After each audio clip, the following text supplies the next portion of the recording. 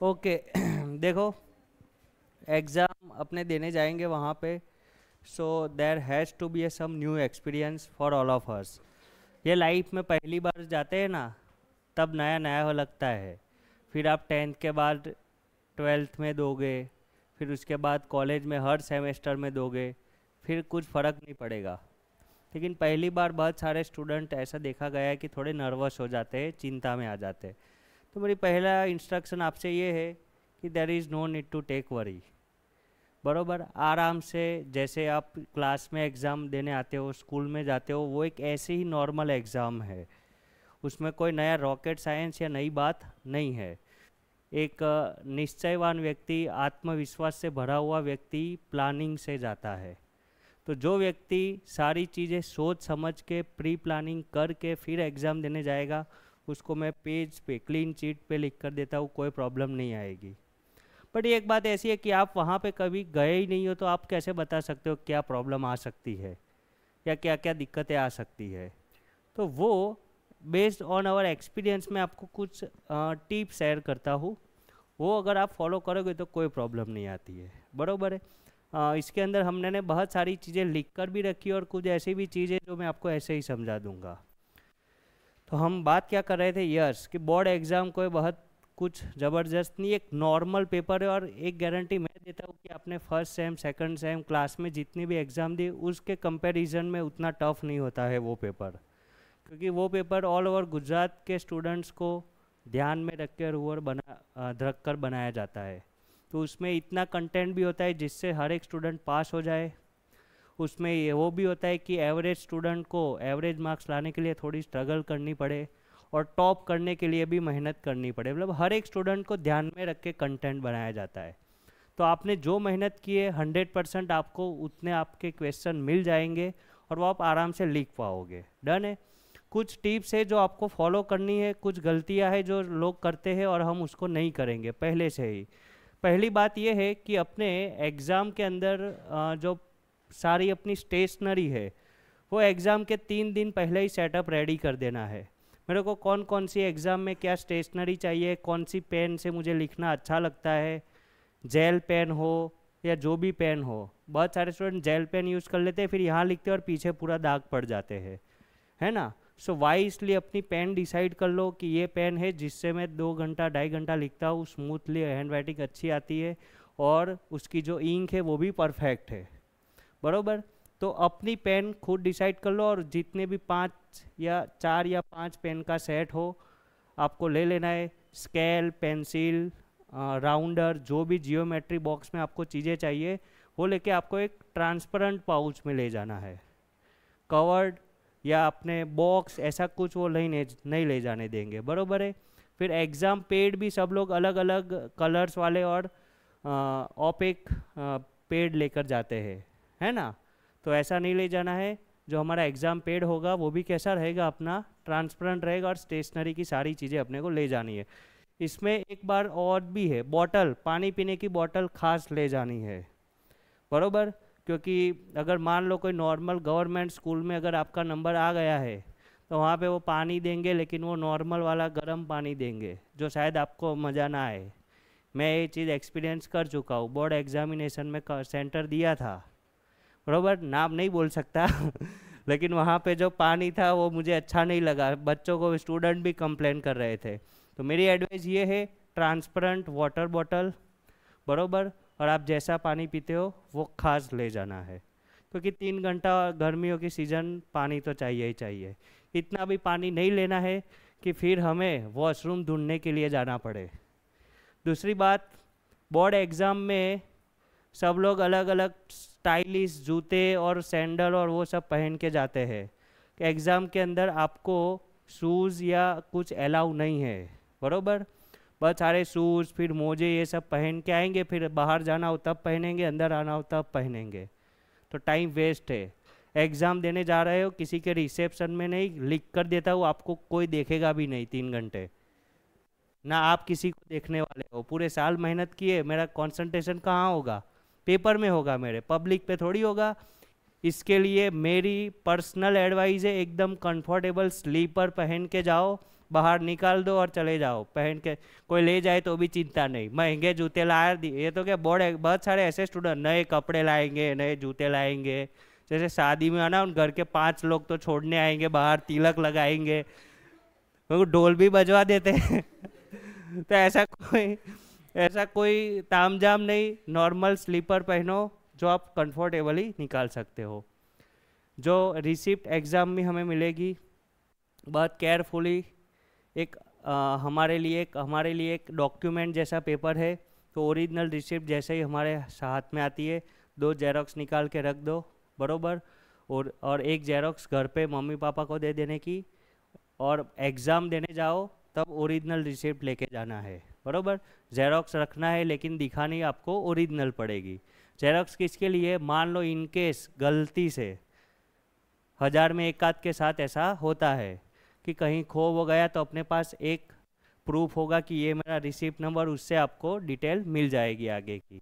तो हम नहीं चाहते किसी का केस ये बने, इसके लिए अच्छे से कॉपी निकाल के अच्छी जगह पे रख दो।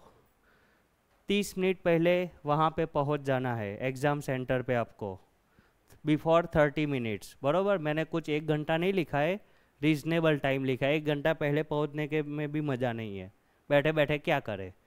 10 लोग आएंगे, उसमें भी अपना दोस्त आएगा, तूने ये सेक्शन का ये क्वेश्चन देखा, तो वो तो नहीं देखा, वो तो आने वाला है, गया तू अपने आराम से सब करके आए और वो टेंशन दे के चला जाए।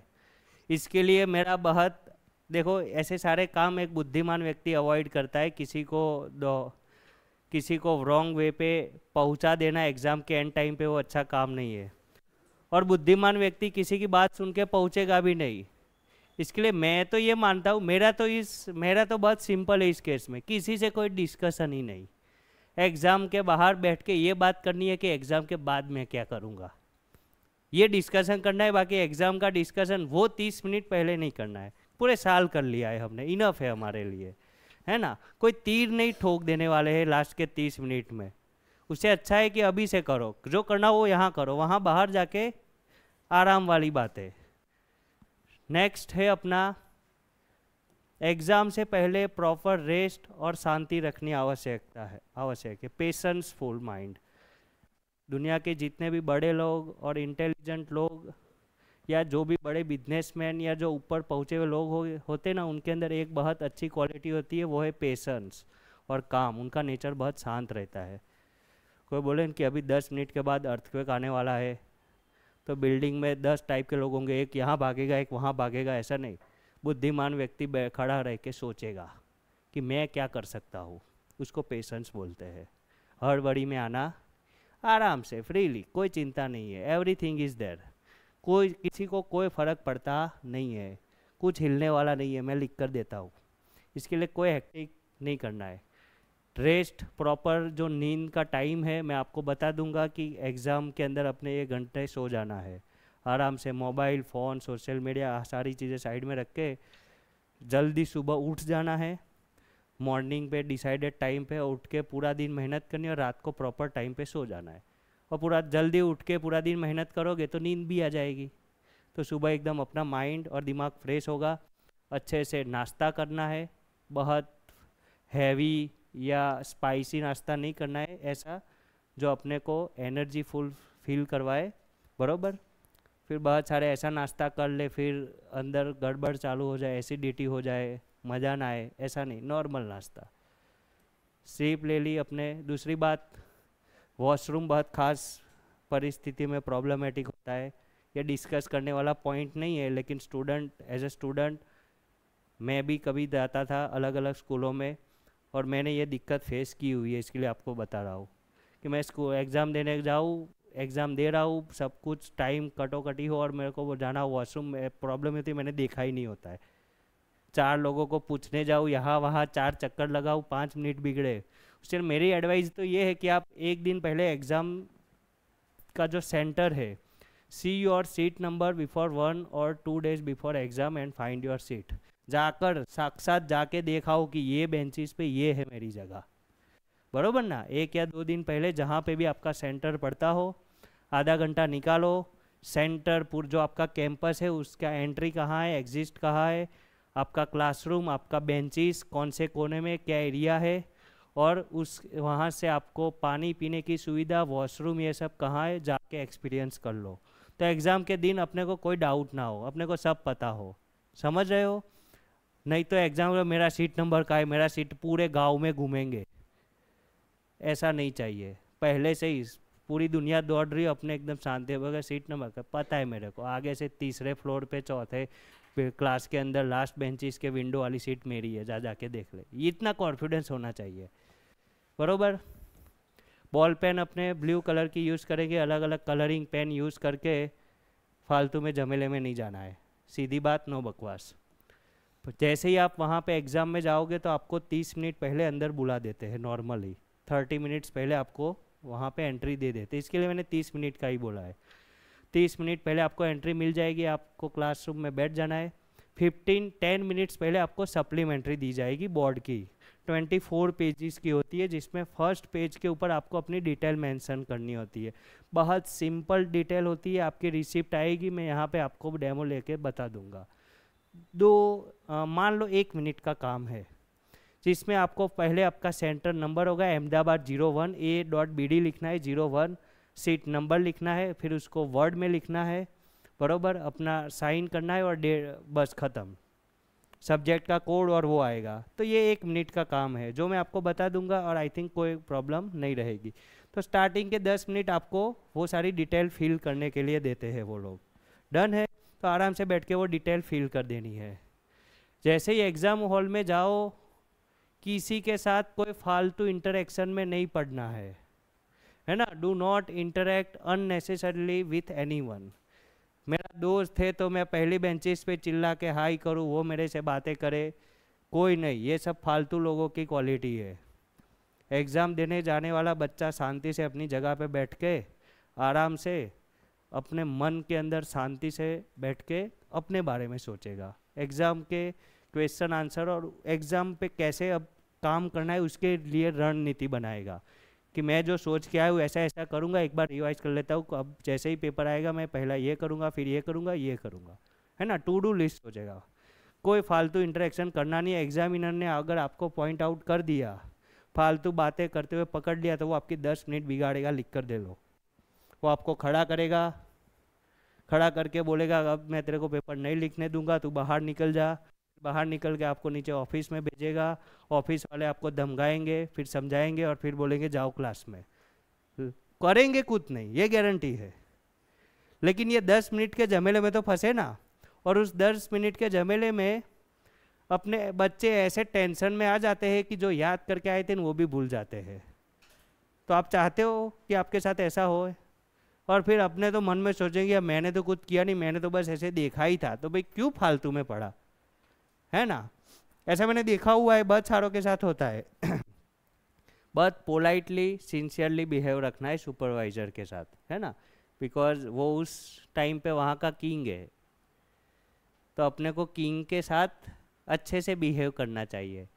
और वो सिर्फ किंग ही नहीं है, वो आपका केयर टेकर भी है। वो आपकी हर एक दिक्कतों को समझेगा और आपकी हर एक प्रॉब्लम को वही सॉल्यूशन लाएगा।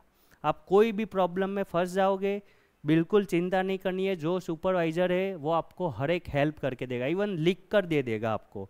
और आपको कोई चीज़ लिखने में मैं जाता था, मैं सब करता था, बरोबर। और हर एक टीचर करता है, ये बात मुझे पता है। किसी भी बच्चे को कोई टाइप की वो बोलते हैं ना टेक्निकलिटी में फंसने नहीं देते हैं सुपरवाइज़र। तो वो अपने लिए कर रहा है तो इतना अच्छा, तो अपने भी थोड़ा रूल्स रेगुलेशन और उसको फॉलो करना चाहिए। ओके। जैसे ही बेल बजेगा आपका एग्ज़ाम का, आई थिंक राइट टाइम पे ही बजता है। जैसे ही बेल बजेगा आपके रूम में 15 या 20 स्टूडेंट होते हैं। हर एक स्टूडेंट को 1 बाय 1 एग्ज़ाम पेपर मिल जाएगा। एग्ज़ाम पेपर आपका, जैसे आपने बोर्ड का क्वेश्चन पेपर बहुत सारे सॉल्व किए, तो एक पेज के ऊपर 2, 3 या 4 क्वेश्चन ही होते हैं सेक्शन ए में, बरोबर।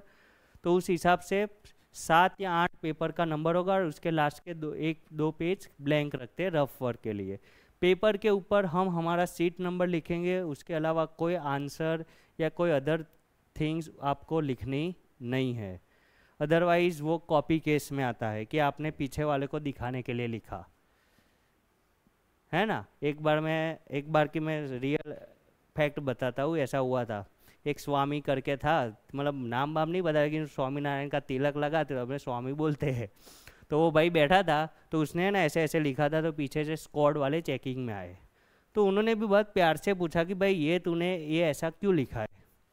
तो बोलता है कि सर वो आंसर लिखने के लिए लिखा है। तो क्या वो तो पता चल रहा है कि तूने आंसर लिखने के लिए लिखा है, लेकिन यहाँ क्यों लिखा, सीट्स में लिखना, ये तो हमें क्या पता तू दिखाने के लिए लिखा है। तो क्या सर दिखाने के लिए नहीं लिखा है, आंसर से वो मैंने मेरे के लिए लिखा है, क्या किसी और के लिए नहीं लिखा है, एकदम पावर में। तो वो अब वो स्क्वाड वाला प्यार से एक सीधा क्वेश्चन पूछा था, उसको वो बढ़ चढ़ के जवाब दे रहा था। तो वो भाई बोले कि फिर से एक बार प्यार से बोला, तो भी वो भाई ऐसे ही पावर में बात कर रहा। स्क्वाड वाले ने पेपर ले लिया, 20 मिनट घुमाया, और फिर वो भाई का मुंह रोने जैसा हो गया, और फिर बहुत प्यार से बैठ के पेपर ख़त्म किया। तो ऐसा अपने केयरफुली रहना है, कोई कुछ पूछे तो बस हम्बली आंसर दे देना है। तो जैसे ही पेपर आएगा अपने पास, 5 मिनट रीडिंग के लिए भी देते हैं, बरोबर। तो उस रीडिंग में आपको पूरा क्वेश्चन पेपर रीड करना है अच्छे से, शांति से, बरोबर ना। पूरा क्वेश्चन पेपर रीड करके आपको क्योंकि हमें पता है कि अभी ऑप्शन वाइज अपना पेपर रहता है, तो आपको पता है कि सेक्शन बी में से कितने लिखने हैं, सी में से कितने लिखने हैं। सेक्शन ए में भी शायद ऑप्शन है, नहीं है, सॉरी, सेक्शन ए में ऑप्शन नहीं है, बी सी और डी में ऑप्शन है। तो जहाँ पे भी ऑप्शन वाले क्वेश्चन है उसको आराम से पढ़ो। आपको जो क्वेश्चन का आंसर परफेक्शन से स्टार्टिंग टू एंड तक का विदाउट थिंकिंग अच्छे से आता है, उसके ऊपर जस्ट एक डॉट या एक छोटा सा सर्कल वाला मार्क बना दो कि ये 7 क्वेश्चन है मैं अटेम्प्ट करने वाला हूँ, बाकी के जो क्वेश्चन है वो मेरे बाउंड्री बाहर है। या तो मान लो 8 क्वेश्चन अटेम्प्ट करने, उसमें से 7 क्वेश्चन तो आपको आते हैं, लेकिन 8वां क्वेश्चन एक ऐसा है जो आपको प्रॉब्लमेटिक है, सोचना पड़े ऐसा है, तो 7 सिलेक्ट कर दो, और एक क्वेश्चन पेंडिंग है ऐसा सेक्शन के ऊपर 1 नंबर लिख दो सिर्फ, है ना। तो आप वहाँ पे पहुँचोगे तो जो आते हैं वो पहले फिलअप कर देंगे। तो इस हिसाब से पहला हमारा टारगेट यही रहेगा कि पूरा पेपर फर्स्ट टू एंड तक वेरीफाई कर लो, हर एक क्वेश्चन देख लो, जिसमें से जो मेरे को आते हैं लिखने वाला हूँ उसके ऊपर अपना एक सिंबल, एक छोटी सी साइन जो मेरे को दिखे ऐसा वहाँ पे रख दो। डन है। तो हमें परफेक्शन से पता चल जाएगा मेरे को कितना टाइम एक्स्ट्रा लास्ट में देना है। Then start your writing with first section. Section wise paper लिखेंगे, हर एक सेक्शन न्यू पेज पे स्टार्ट करना है। बहुत सारे ऐसे स्टूडेंट आते हैं कि सर ये वाला पेज भर गया, 2 लाइन यहाँ पे लिखी है, तो सर नए पेज से स्टार्ट करूँ या इसी से पैसे करूँ। भाई नए पेज से करना, तेरा क्या जाता है, हैं? तूने वैसे भी बहुत सारी बुक खाली छोड़ के आया है घर पे, तो यहाँ पे एक आधे पेज के लिए इतनी चिंता क्यों कर रहा है ना। तो भले ही वहाँ 2 लाइन होए, नया सेक्शन नए पेज से स्टार्ट करेंगे। क्वेश्चन का आंसर ऑर्डर वाइज लिखेंगे। बोर्ड एग्जामिनेशन का पेपर बाहर चेक करने के लिए जाता है, तो मतलब हर एक टीचर के पास बहुत सारे पेपर होते हैं, तो हर एक टीचर आपके क्वेश्चन का आंसर कहाँ है वो ढूंढने थोड़ी बैठेगा। इसके लिए अपने जो पेपर बोर्ड एग्जाम का जो ऑर्डर है वही ऑर्डर में प्रॉपर वे में आंसर लिखना है। डन है। एक आंसर कंप्लीट हो जाए उसके बाद थोड़ी जगह छोड़ के नया क्वेश्चन टाइप करके फिर उसका आंसर लिखेंगे। प्रॉपर वर्क होना चाहिए, बरोबर। ट्राई करेंगे कि मैक्सिमम अपने से कट और सब कम होए, लेकिन होता है तो वो कोई बहुत बड़ी बात नहीं है, उसको एक सिंपल वे में कट करना है। कुछ तो ऐसे ऐसे ऐसे ऐसे पूरा पेज रंग देंगे, जैसे सबूत ही मिटाने हो, दिखना नहीं चाहिए क्या लिखा था। भाई तूने कट कर दिया और नीचे से तू नया लिख रहा है तो सबको पता चलता है कि ये चेक नहीं करना है, बरोबर ना, सबूत मिटाने नहीं बैठना है। ओके, फर्स्ट सेक्शन से ऑर्डर वाइज आंसर शीट लिखेंगे। Leave the blank space for the question in which you need some time. जो क्वेश्चन हमें नहीं आते थे उसके लिए दिल खोल के, अगर आपको लगता है कि इसका आंसर इतना होना चाहिए तो मैं बोलता हूँ इतनी जगह छोड़ो, और लगता है इतना होना चाहिए तो इतनी जगह छोड़ो, बरोबर। आराम से वहाँ पे ब्लैंक स्पेस छोड़ दीजिए, जो आता है वो पूरा अटेम्प्ट हो जाए, फिर एंड में लास्ट में बैठ के आराम से सोच के उसका आंसर लिखिए। छोड़ना नहीं है। अगर आपको, क्योंकि पूरे साल सीखा है, बरोबर ना, उसके बारे में कुछ तो जानते ही होंगे। माइंड एक ज़बरदस्त चीज़ है, अगर आप उसी के अंदर घुसते जाओगे, डीप थिंकिंग करते जाओगे, तो आपको उसका आंसर थोड़ा बहुत तो मिलेगा। और जो आपको लगे कि ये मैक्सिमाइज प्रोबेबिलिटी है, उसको पहले लिखो। फिर आपको लगता है कि ये शायद फेकम फेक हो सकता है, उसको बीच में लिखिए। फिर आपको थोड़ा ऐसे मतलब पूरे डेटा को ऐसे अरेंज कर देने का। फिर आपको लगता है कि ये बात भी सही है, उसको लास्ट में लिखिए। बरोबर, अच्छी हैंड राइटिंग है, बढ़िया तरीके से काम कीजिए। तो देखो, जो आपको नहीं आता होगा वहाँ से भी आपको 90% मार्क्स मिल जाएंगे अच्छी हैंड राइटिंग में। ओके, फिर ignore all the distraction till completing your paper. Paper लिखते टाइम बहुत सारे आजू बाजू में बहुत सारे ऐसे, बोलना तो नहीं चाहिए, लेकिन उत्साही विद्यार्थी आपको मिलेंगे जिसको पेपर और एग्ज़ाम के अलावा बाकी सारी बातों की चिंता है, सिर्फ एग्ज़ाम की चिंता नहीं है। जिसको बस क्लास के अंदर एक ही मोटिव लेके आता होगा कि क्लास में बस फेमस होना है। वो कुछ भी फलाना ढिंकाना बहाना करके सुपरवाइज़र को जोर से बुलाएगा, वो करेगा, ये करेगा, और पूरे क्लास को डिस्टर्ब करेगा। कोई ऐसा हो अगर अपनी क्लास में, तो अपने को उसको एंटरटेन नहीं करना है, अपने को फुल्ली इग्नोर करना है। अपने पेपर और मैं बाकी सब जाओ, बरोबर ना। अर्थक्वेक आए तो ही खड़ा होना है, बाकी कहीं पे भी ध्यान देना नहीं है। ये बोल देंगे सर ने बोला था हिलना नहीं है या भूकंप आ रहा है, सब भाग रहे हैं और मैं लिख रहा हूँ तो वो एक ध्यान रखना है, बरोबर। तो ऐसे किसी के भी फालतू इंटरेक्शन हो रहा है क्लास के अंदर, या तो सुपरवाइज़र को ऐसा आ जाए, उसको मतलब कंटाल के आया हो और चलो मैं खुद एंटरटेन कर लेता हूँ थोड़ा बहुत, है ना तो we should to ignore that all the things, क्योंकि वो कहीं ना कहीं हमारी एनर्जी और टाइम वेस्ट होता है वहाँ पे बैठ के। प्लानिंग के साथ जाएंगे और स्ट्रिक्टली उस प्लानिंग को फॉलो करेंगे सब्जेक्ट वाइज। सेक्शन ए मैं आपको वो प्लानिंग दे दूंगा कि हर एक सब्जेक्ट में सेक्शन वाइज कितना टाइम देना है। ऐसे ही जाओगे, ये इतने से इतने बजे तक ये सेक्शन, इतने से ये टाइम तक ये सेक्शन, इतने से ये तक ये सेक्शन, एक क्वेश्चन में इतनी मिनट, बरोबर। तो ऐसे 2 टाइमिंग रखता हूँ मैं, एक क्वेश्चन वाइज टाइमिंग और एक section wise average timing, and all over paper average timing, बरोबर ना। तो वो सारा बेसिक इंस्ट्रक्शन है, वो मैं आपको बाद में लिख कर दे दूंगा, तो आपको उस हिसाब से फॉलो करना है, बरोबर। अभी दे देता हूँ उसके बाद। एंड दूसरी बात, 3 घंटे की एग्ज़ाम है, बरोबर। तो जल्दी पेपर कंप्लीट करके भागने का कोई मीनिंग नहीं है, क्योंकि वो लोग आपको जाने देंगे नहीं। जब तक 3 आवर्स नहीं कंप्लीट होंगे, बेल नहीं बजेगा, आपको वहाँ से उठने देंगे नहीं। तो अगर आपका प्लानिंग है तो 2 से 2.5 घंटे का रिटर्न प्लानिंग बनाइए, लास्ट की 20 मिनट रीचेकिंग का प्लानिंग बनाइए, और लास्ट की 10 मिनट शांति से बैठ के एग्ज़ाम ख़त्म होने की खुशी मनाने का टाइम बनाइए। वहाँ बैठे वो पल को याद कीजिए, देखा भाई ने पूरे साल मेहनत की, बूम पड़ा डाली।